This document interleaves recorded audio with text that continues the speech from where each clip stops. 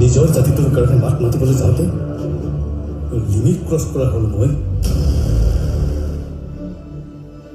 আপোনালোকে যদি মোক লিমিট ক্ৰছ কৰা বুলি ভাবিছে তেন্তে মই এই মুহূৰ্তত এই দল আৰু এই পদবী ত্যাগ কৰিছোঁ।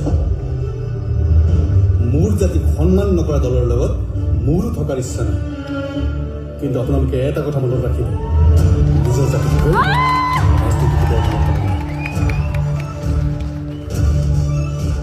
কামনা কৰিব না নিগমটো লগত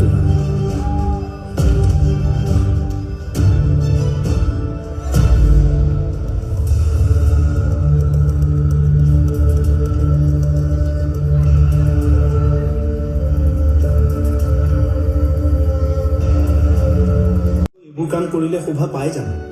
আচলতে আমি ভাষাৰ মৰ্যাদাৰ কথাটো অকণমান পাতলকৈ লৈছিলোঁ, ভবা নাছিল। আৰু এতিয়াতো নিজেই আহিছোঁ।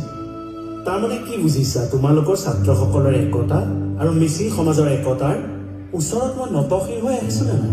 নেপায় নহয় এইবোৰ কৰিব। আচলতে তোমালোকৰ মিচিং জাতিৰ যি নিস্বাৰ্থ জাতি প্ৰেম দেখি সঁচাকৈ মই আপ্লুত। আৰু মিচিং সমাজৰ যি ত্যাগ সঁচাকৈ মই বৰ সুখী। আৰু এই সুখৰ ক্ষণতে এক ঐতিহাসিক কথা মই ঘোষণা কৰিবলৈ ওলাইছোঁ যে মিচিং ভাষাটো সাংবিধানিক ভাষাৰ মৰ্যাদা প্ৰদান কৰা হৈছে।